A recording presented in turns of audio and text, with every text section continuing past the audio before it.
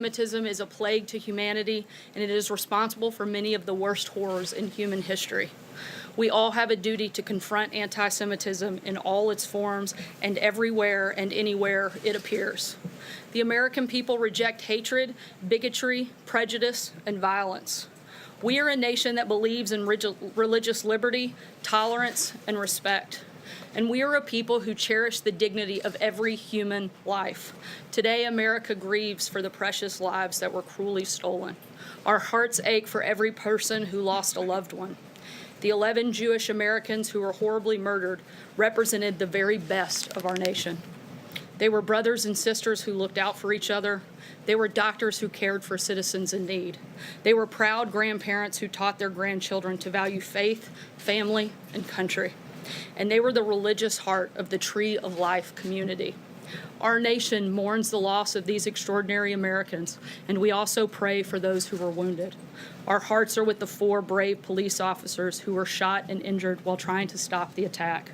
We thank God for these officers and for every member of law enforcement who responded swiftly and bravely. In the wake of the attack, we have witnessed Americans of every faith and tradition coming together to mourn with their fellow citizens, to support one another, and to stand in solidarity with America's Jewish community. The President cherishes the American Jewish community for everything it stands for and contributes to our country. He adores Jewish Americans as part of his own family. The President is the grandfather of several Jewish grandchildren. His daughter is a Jewish American, and his son-in-law is a descendant of Holocaust survivors. Tomorrow, the President and First Lady will travel to Pennsylvania to express the support of the American people and grieve with the Pittsburgh community. And with that, I will take your questions. Jonathan. Sir, the President said over the weekend that he could tone up his rhetoric. What does he mean by that? And does he have any concern at all that his words could inspire or provoke troubled people to do awful things?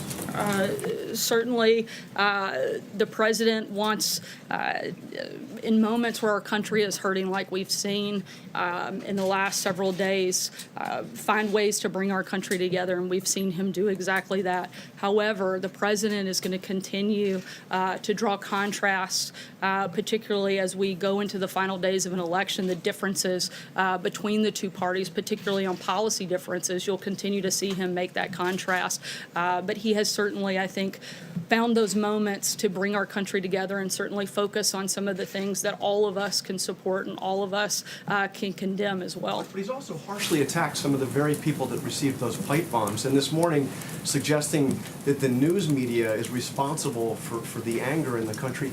How does he do that when, in the case of the pipe bomber, this was somebody who went to Trump rallies, this is somebody who had a van covered with attacks on the media and praise for the president. The shooter in Pittsburgh is somebody who was provoked, it seems, by the caravan that the president has spent so much time talking about. Why is he out there?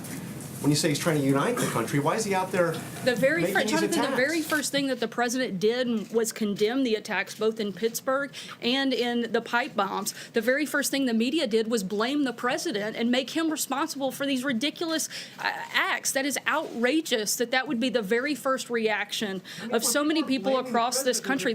I'm not finished. The only person responsible for carrying out either of these heinous acts were the individuals who carried them out. It's not the President, no more than it was Bernie Sanders' fault for the individual who shot up a baseball field of congressional Republicans. You can't start putting the responsibility of individuals on anybody but the individual who carries out the crime. But why is the President suggesting it's the news media? The President's the one placing blame here. No, the President's not placing blame. The President's is not responsible for these acts.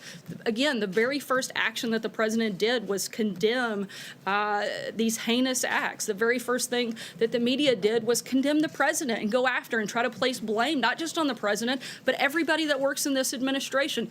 The major news network's first public statement was to blame the President, and myself included. I mean, that is outrageous that anybody other than the individual who carried out the crime would hold that responsibility. Steve? What's he going to take to stop these killings from happening over and over and over again? I think if we had a good answer to that, I think everybody in the country would support it. If anybody knows the answer, I think certainly this administration would be all ears. The President spends every single minute of every single day looking for the best ways to protect the safety and security of Americans, and we're going to continue to do that. John? There's a second thing. Is the president going to give a speech on immigration this week? What's your thinking about options in terms of closing the border? We'll keep you posted if there's any scheduling announcement on an address on that topic. I'm not aware of that at this point in time. 11 Jewish leaders in the Pittsburgh area have said that the president's visit is not as fully and forthrightly white nationalism.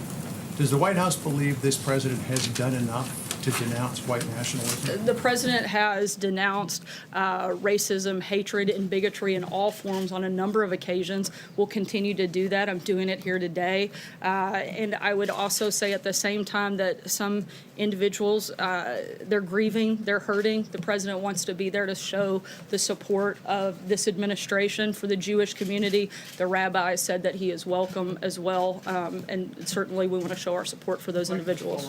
I know that there was another meeting this morning about what to do about the border. You're thinking about an executive action, maybe some sort of regulatory action. Is one of the options being discussed making it impossible for anybody to claim asylum unless they enter through a port of entry? So that would mean that anybody who crosses the border illegally would not be able to make a valid claim of asylum? There are a lot of options that are being discussed right now. The number one priority is looking for ways to secure our borders. We'd love for Democrats in Congress to actually help step up and do their job and help us do that. If they don't and they're unwilling to do, as they've shown in the past that they are, then we're looking at administrative actions that will help and allow us to do so. Raquel? Sarah, thank you very much. About the Brazilian election, the State Department repeated today that the commitment to promote human rights and democracy will continue to guide the relationship with Brazil. However, the Brazilian president-elected, Bolsonaro, has made very controversial comments about minorities. The opposition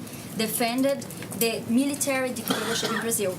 My question is if the White House plans to address this and ask assurances from the government, the incoming government in Brazil, that they will protect human rights and democracy in Brazil. And another question, what do you think about these comparisons that a lot of people say? Let me address the first thing. Sure. First, we promote human rights all over the world. We value our long-standing relationship with Brazil. We want to continue to be able to work with them. We'll see what happens from there. Sarah, can I just... Okay, so what do you think about these comparisons? A lot of people are calling Bolsonaro the Trump of the tropics. And if President Trump plans to invite Bolsonaro to the White House, or if he has any plans to go to Brazil anytime soon, maybe attend Bolsonaro's inauguration? There's only one Donald Trump, in my opinion. Stephen, go ahead. I'd like to follow up on John's question about the caravan. The president has used the word invasion to describe this caravan. That's the same word that is mentioned in the Constitution 3 times, invasion, with respect to the powers of the federal government to repel invasion. So my question is have there been any discussions here with respect to that about the fact that the Constitution provides for example, the suspension of habeas corpus if to repel an invasion, if the public safety requires it? Is the president talking about potentially ignoring posse comitatus by having the military go down? There's a provision in the law that allows for a constitutional exemption. Is that in any way under consideration? We're looking at a number of different options. I know that the Department of Defense is holding a press conference this afternoon at 4 o'clock to talk about some of the actions that they'll be taking. I would encourage you to tune into that. John? A note of my question. It has not been ruled out. Those are options on the table? Look, I'm not going to get into specific policies that we're considering. There's a number of actions that we're looking at taking. When we're ready to make an announcement on that front, we'll let you know. John? Thanks a lot, Sarah. The midterms are 8 days from today, and we often get from both parties what the midterms actually mean the day after the election. So I wanted to ask you what the midterms mean before the election. The president on October the 18th in Mississippi said, I'm not on the ticket, but I am on the ticket because this is also a referendum on me. Is that right? Is this midterm election a referendum on the president? Look, I can't get into specifics that will impact the election, but I can tell you that the president wants to see more people that support his policies elected than not. Phil. Sarah, it's now been 4 weeks since Jamal Khashoggi was murdered inside the Saudi consulate in Istanbul. The president said early on that if the Saudis are found responsible, there would be severe punishment. That's his word. It's now obvious to the world that Khashoggi was murdered. It was premeditated. It was by the Saudis. Why has there been no action? Look, the president met last week with CIA Director Gina Haspel after having gathered additional intelligence on her overseas trip, and the administration is weighing different options. We'll make an announcement about what the decision of that action is. Is he considering any actual action? Like I just said, the administration is considering what action we will take moving forward based on that information and the briefing that the president received last week. Jill. I want to go back to the tone question, because the president said he was planning to tone down his rhetoric this week. But at his rallies, since the suspicious packages began being mailed, the president has called out Maxine Waters by name at his rallies. He's stood there as his supporters chant "lock her up" in reference to Hillary Clinton, who he continues to call crooked Hillary Clinton. Will the president stop using that kind of language in light of the fact that these individuals were targeted by these attacks? The president's going to continue to draw contrast. Let's not forget that these same Democrats have repeatedly attacked the president, whether it was Eric Holder saying kick them when they're down, whether it was Hillary Clinton saying you can't be civil until Democrats have control of Congress, or whether it was Maxine Waters who encouraged her supporters to get up, not just in the president's face, but all administration officials' faces. Those actions are from those Democrats. The president's going to continue to fight back when these individuals not only attack him, but attack members of his administration and supporters of his administration. John? Sorry, go ahead. Follow up on something else.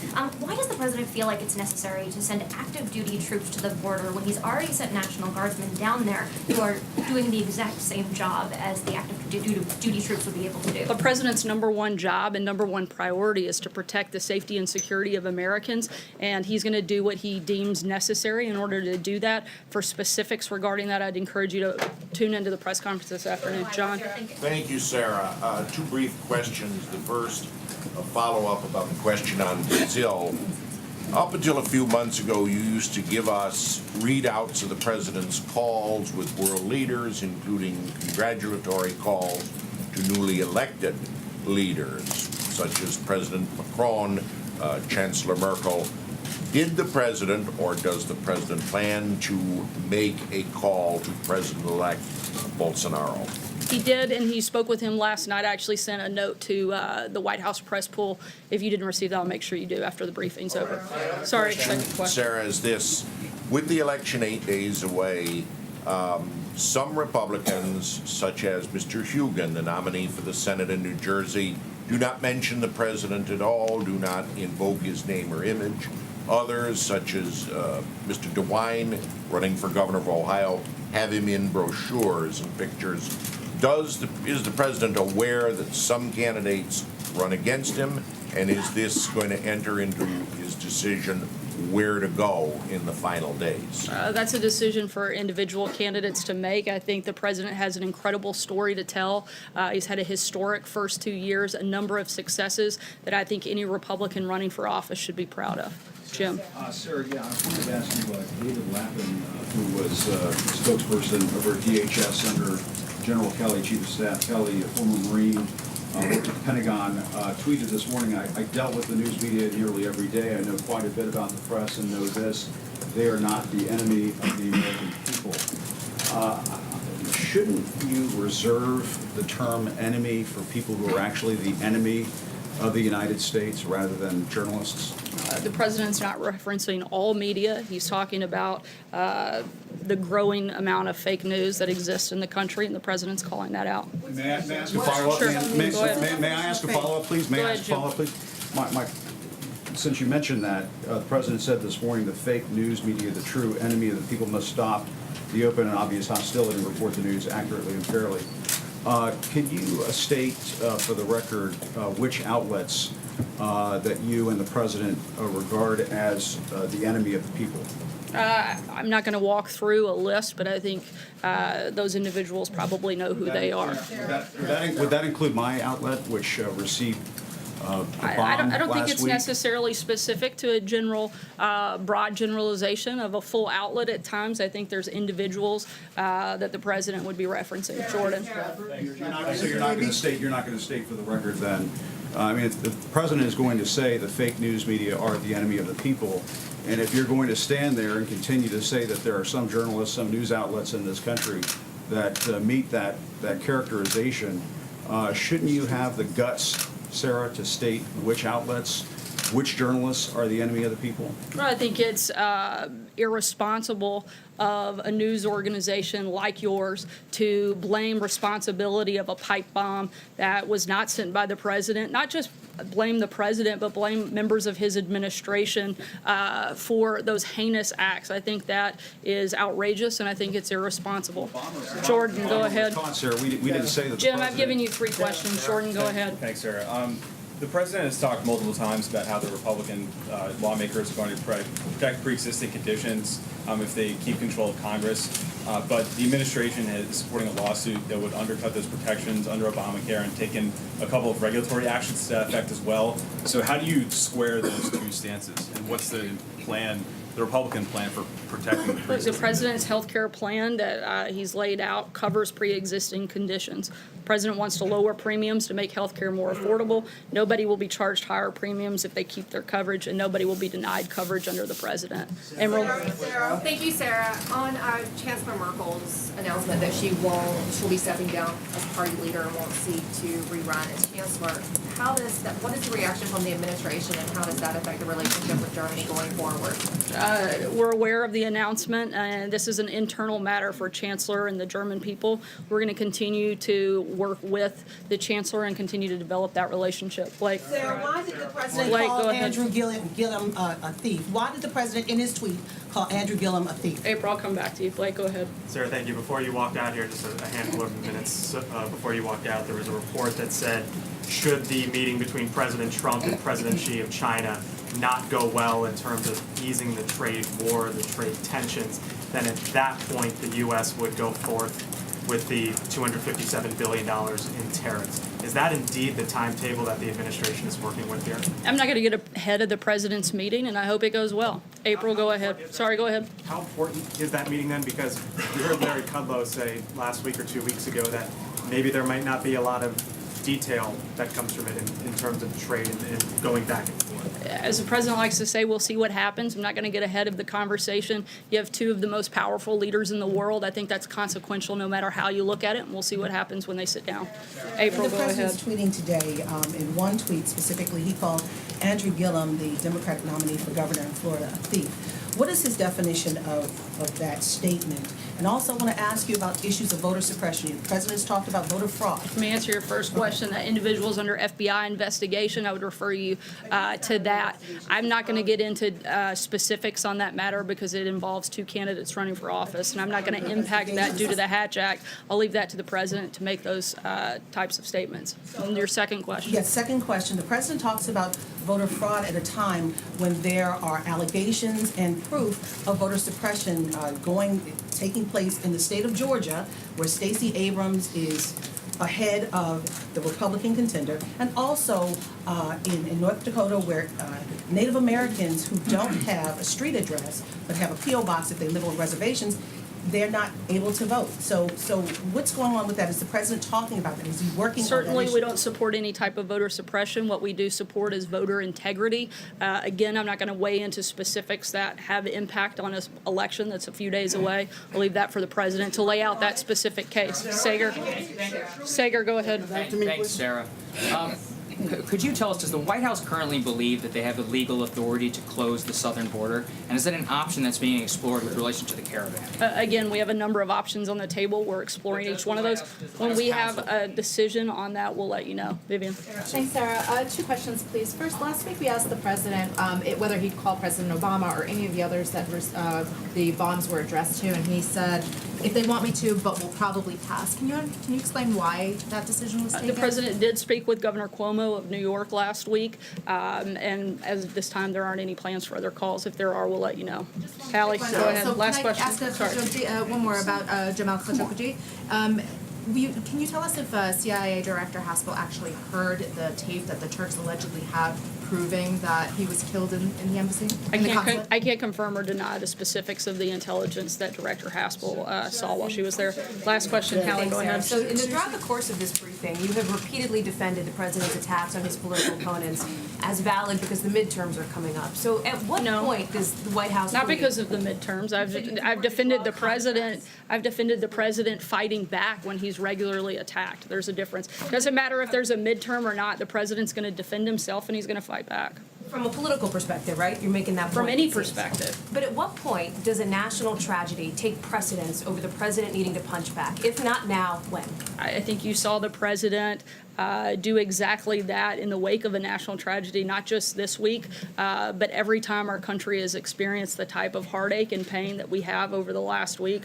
This is a president who's risen to that occasion and worked to bring our country together in a number of occasions, whether it's the hurricanes, whether it's the Las Vegas shooting, whether it was the Pittsburgh shooting, all horrible, horrible tragedies that this country has experienced. And this president has come out, condemned the attacks when it is caused by an individual, and tried to look for ways to provide and bring the country together when it was a natural disaster. But both he and you have also acknowledged that in the next breath, after he calls for unity, he does talk about division in what you describe as drawing contrast. Is he incapable of, in the words of some, toning it down and toning down the rhetoric? Again, I think the president has had a number of moments of bringing the country together. Once again, I'll remind you that the very first thing the president did was condemn the attacker, and the very first thing the media did was blame the president. You guys have a huge responsibility to play in the divisive nature of this country when 90% of the coverage of everything this president does is negative, despite the fact that the country is doing extremely well, despite the fact that the president is delivering on exactly what he said he was going to do if elected. And he got elected by an overwhelming majority of 63 million Americans who came out and supported him and wanted to see his policies enacted. He's delivered on that. He's delivered on the promises he's made, and if anything, I think it is sad and divisive the way that every single thing that comes out of the media, 90% of what comes out of the media's mouths is negative about this president. Despite the fact that the economy is booming, despite the fact he said he would fix the trade deals, and he's done exactly that. He said he would defeat ISIS, and he has. The president has been delivering day in, day out, and I think it would be nice if every once in a while we could focus on a few of the positive things the president has done instead of just attacking him. Thanks so much, guys. Have a great day. No responses on that.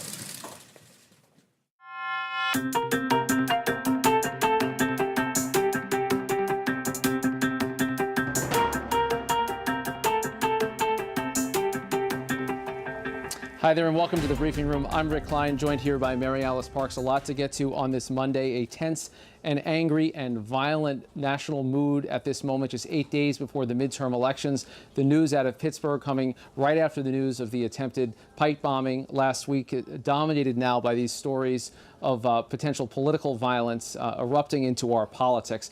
News today, the president plans to visit the city of Pittsburgh tomorrow to meet with members of the Jewish community there. We've heard condolences out of the White House toward the Jewish community that was so struck by this tragedy over the weekend. I want to bring in now Ariel Reshef, who's been reporting on the ground for us and is now in front of that synagogue in the Squirrel Hill neighborhood of Pittsburgh, where 11 people were murdered by an alleged gunman on Saturday. Ariel, what has the mood been like today? What's the scene from the ground 48 hours or so after this tragedy?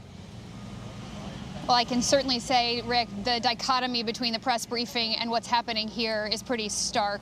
Right behind me, you can see there are young girls who have come here from a Jewish seminary to pray in front of the memorial and singing beautiful hymns of hope. And it just kind of encapsulates how this community is coming together in the wake of this nightmare that this has been for them. I just was talking to a resident who came up to us before our live shot with you. Her name was Amy. She lives in this area and says there's no one in this area that doesn't have a connection to this synagogue behind us.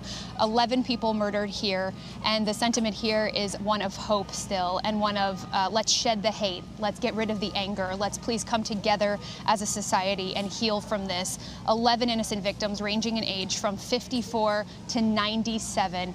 2 brothers were killed. They were a mainstay in this community, Cecil and David Rosenthal. We also know a Holocaust survivor who was 97 years old, was said to be one of the most vivacious characters in this community, gunned down senselessly while she was in her place of worship. And then a married couple who had gotten married in the very sanctuary we're standing in front of 60 years ago also lost their lives. So this community has been through, quite frankly, hell and back, and they're now trying to recover from it. And the only way they know how is by building this makeshift memorial and coming together. We've seen a steady stream of people, an influx, egress of people from all walks of life, all different faiths coming here to pay their respects and express their solidarity.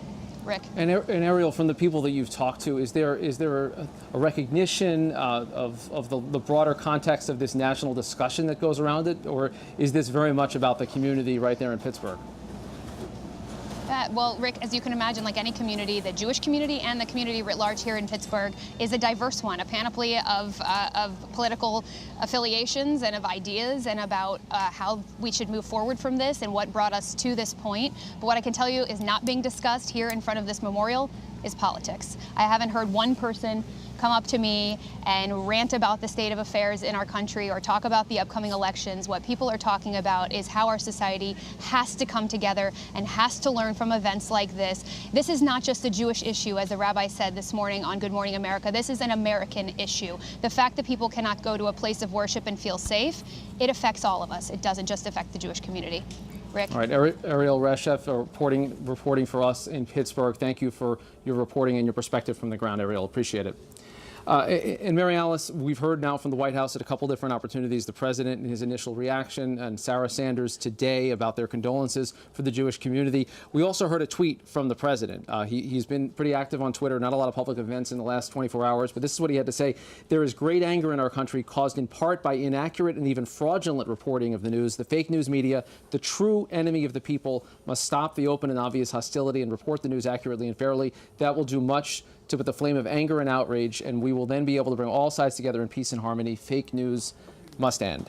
That's a pretty startling sentiment from the president at this time of national mourning and a lot of national anger.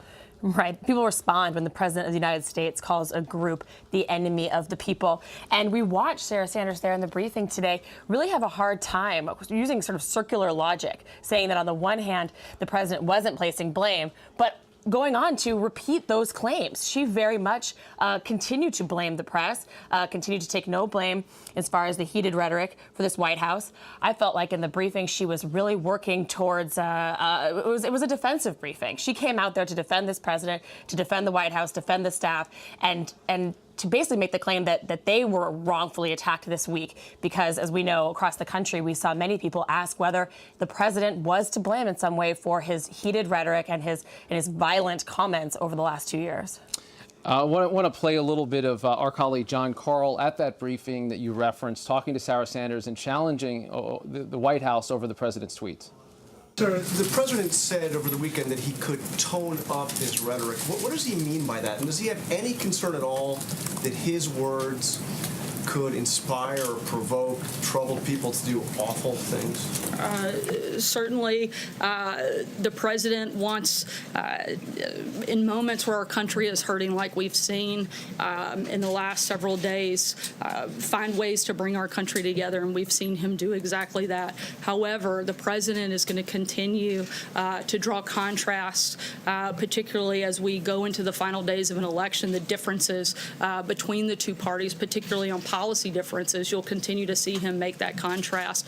But he has certainly, I think, found those moments to bring our country together and certainly focus on some of the things that all of us can support and all of us can condemn as well. Let's bring in our colleague, Jonathan Karl, over at the White House. And John, you asked the president about the comments that he has made on Twitter, the tone that he has been setting. It seemed like Sarah Sanders didn't really want to go there in terms of the substance of even what the president himself was tweeting. Sarah said that the president was trying to bring the country together, and it was kind of a shame that the media was casting blame on this. I then, Rick, tried to point out that it was the president that's been casting blame. In fact, very strong, direct blame this morning. Take a listen to the rest of it. But he's also harshly attacked some of the very people that received those pipe bombs. And this morning, suggesting that the news media is responsible for the anger in the country. How does he do that when, in the case of the pipe bomber, this was somebody who went to Trump rallies. This is somebody who had a van covered with attacks on the media and praise for the president. The shooter in Pittsburgh is somebody who was provoked, it seems, by the caravan that the president has spent so much time talking about. Why is he out there when you say he's trying to unite the country, why is he out there making these Jonathan, attacks? the very first thing that the president did was condemn the attacks both in Pittsburgh and in the pipe bombs. The very first thing the media did was blame the president and make him responsible for these ridiculous acts. That is outrageous that would be the very first reaction of so many people across this country. I'm not finished. The only person responsible for carrying out either of these heinous acts were the individuals who carried them out. It's not the president, no more than it was Bernie Sanders' fault for the individual who shot up a baseball field of congressional Republicans. You can't start putting the responsibility of individuals on anybody but the individual who carries out the crime. But why is the president suggesting it's the news media? The president's the one placing blame here. No, the president's not placing blame. The president's not responsible for these acts. Again, the very first action that the president did was condemn these heinous acts. The very first thing that the media did was condemn the president and go after and try to place blame, not just on the president, but everybody that works in this administration. The major news network's first public statement was to blame the president, and myself included. I mean, that is outrageous that anybody other than the individual who carried out the crime would hold that responsibility. So, Rick, I have to say, as a card-carrying member of the news media, I haven't seen any of us blame the president for what happened. I don't know if maybe there's somebody somewhere on cable TV who has said that, but I think the very first thing that was done by news organizations across the board was to go and report what happened, both in terms of the spate of bombings and in terms of the horrific shooting that happened in Pittsburgh. So it's a little bit of an uncomfortable situation to be in the briefing room when the press secretary, you're trying to ask a question about the president's tone, and the press secretary is kind of putting you in a situation where you have to speak on behalf of the, quote, media for something that I'm not sure has happened. John, do you get any sense that the White House is aware of or looking in any way to moderate what the president is about to do in the last 8 days of this campaign? He's going to be on the trail a lot starting on Wednesday. As he said, and as you quoted to Sarah Sanders, he could tone it up. He says he could turn up suggesting he could turn up his political rhetoric back to where it was before. Is there any sense of a different attitude going into this last stretch? Well, here's what we know, is that starting Wednesday, he has at least 11 different campaign rallies for the 1 week period leading into Election Day. 11 different rallies all over the country, all centered in areas where Trump's support is strong. What you know about the president's advisors is they don't try to control him. They have seen that is something that is simply not effective. They have encouraged him. They did encourage him in the wake of this to set a somber tone, to address the attacks. But nobody can go into this president and say, Mr. President, you got to tone down the attacks. Nobody can do that. And I think that the idea that this president will go on a tour of 11 different campaign rallies over 6 or 7 days, and suddenly become a different person on the campaign trail, I think is kind of a fantasy. All right, John Carl for us over at the White House. Thanks for checking in. Appreciate it. Thank you. And Mary Alice, as we mentioned, these stories are kind of coming fast and furious. Today is actually the first court hearing for Cesar Sayoc, who is accused of sending the more than a dozen pipe bombs, attempted bombings of major media figures as well as prominent Democrats. And in fact, just today, CNN says it received another package at its Atlanta headquarters that looks very similar to the ones that Mr. Sayoc is accused of sending. It's another reason that those tweets that we referenced earlier, calling the media the enemy of the people, seems so shocking and surprising. It's almost as if the president either isn't watching or is just disregarding what looks like a real threat to the press. He also went after Tom Steyer, who was one of the possible targets in these attacks, these attempted attacks just over the weekend.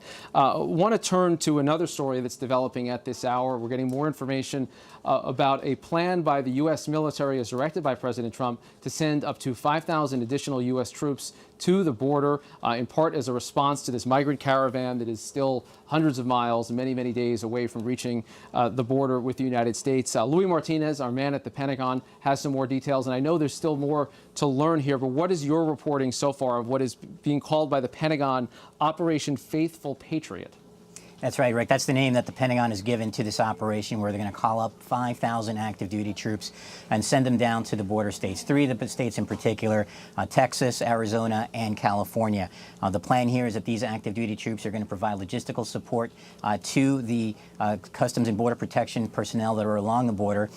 We were told last week that the Pentagon is getting involved because the CBP had a standing request for additional support, and I guess the president put in the order that there should be active duty troops that provide this level of support. Now, let's not forget that there are already 2,000 National Guard troops that are along the border, and they are pretty much doing the same thing. They are supporting Customs Border Protection personnel in enforcing whatever it is along the border. But one of the things that they cannot do is they cannot provide law enforcement duties. That is strictly prohibited by federal law. But one of the things that they can do is provide support, and that's why they're providing this logistical and technical support. We're told that the first troops may arrive along the border. If not along the border, then maybe at staging areas as early as tomorrow on Tuesday. There's a lot of questions online following the White House briefing today, where Sarah Sanders seemed to say that other options were on the table. A lot of questions about what she didn't say or didn't rule out. You were talking there about what is current federal law, what dictates what those troops can do currently under current federal law. But are there any other options that the White House or the Pentagon could be exploring that would really change the calculus or change their role there on the border? Not that we've heard of, Mary Alice. One of the things that has been stressed here is that when the president kind of signaled his intent last week to military commanders that he wanted active duty troops to be assisting along the border, that there was a legal review that was undertaken to ensure how this could be done legally. Because as we know, this posse comitatus, this is an act put into law following the Civil War, kind of prevented U.S. federal troops from providing law enforcement duties. So when this new capability was requested by the Department of Homeland Security, the lawyers here at the Pentagon looked to see what could be doable, and they determined that it was allowed. Let's not forget that there are active duty troops that have been along the border now for almost several decades now, providing assistance in the counter-drug effort, the flow of drugs into the United States from along the southern border. But I think the question you're referring to was about, could habeas corpus be revoked? Could there be additional waivers that could be granted to posse comitatus, which I guess are possibilities that reporter was inquiring about, but you heard from Sarah that kind of a non-committal answer. I think, to me, it sounded like she was just keeping options open, but I don't know that that signals an actual intent to pursue that, because, I mean, that would be hugely significant. And as far as we can tell here, I mean, this is strictly just the Pentagon coming through with assistance as requested by DHS. Louis Martinez over at the Pentagon for us. Thank you, Louis. Appreciate it. And you can't ignore the politics of this moment either, Mary Alice. The president has made a lot out of this migrant caravan. Right now, we could be talking about more U.S. troops at the border than actual people as part of this caravan. And this is not like some band of marauding criminals. For the most part, these are very impoverished people. Many women, children, weak people. Many of them suffering from starvation or near starvation, nutrition issues.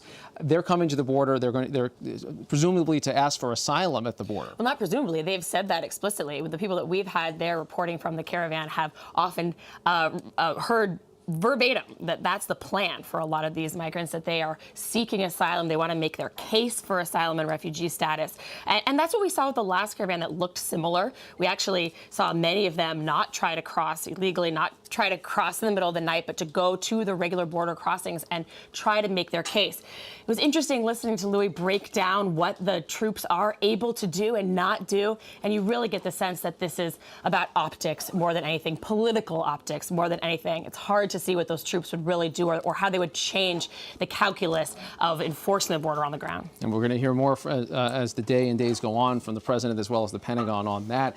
We are now only 8 days away from the midterm elections, a week from tomorrow, Mary Alice. It's occupying a lot of our time in terms of preparations, a lot of big plans around that, and a lot of campaigning out there in the final stretch. We're joined now by Ben Siegel from Youngstown, Ohio, our colleague here at ABC, where Vice President Joe Biden, the former Vice President, will be campaigning later today with the gubernatorial candidate. A bit of an untold story so far of this election is some of the Democratic hopes in the Midwest. The president, the former vice president, is someone who's got a good deal of popularity in this part of the country. What are we expecting to hear today, Ben?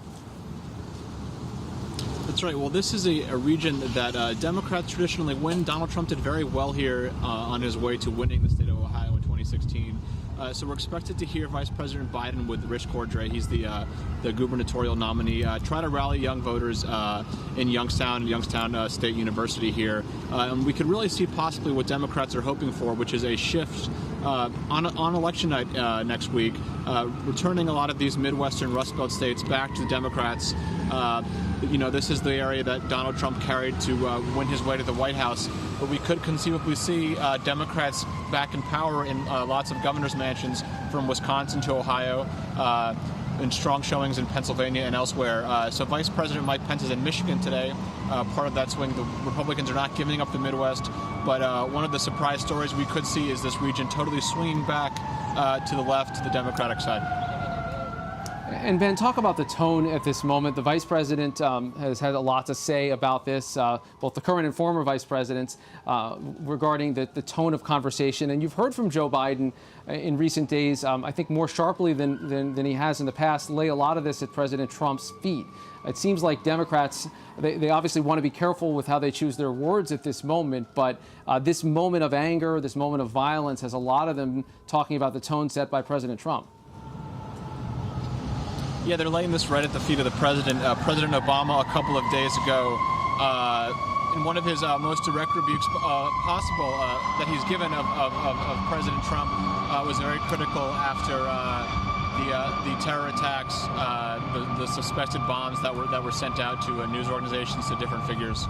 So we're seeing Democrats take a much sharper tone here, really hoping to take some of that anger and frustration and show their voters that they can channel that at the ballot box next week.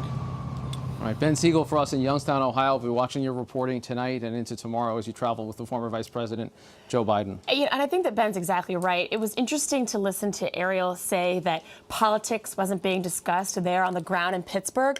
But we know that those issues of increased violence, increased anti-Semitism, are being discussed in politics around the rest of the country. We have seen Democrats put the questions of civility, the lack of civility, the president's rhetoric on the ballot. Also issues like gun safety reform on the ballot. These have become real political issues, and voters are going to have a choice.